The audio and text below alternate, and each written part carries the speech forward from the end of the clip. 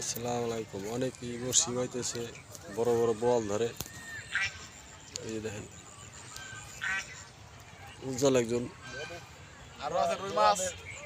আবার ধরে রুই মাছ, 4-5টা বোয়াল ধরছে।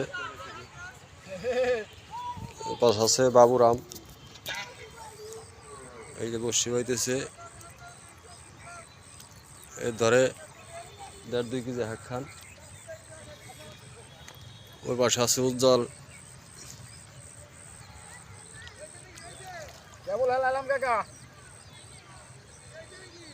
না না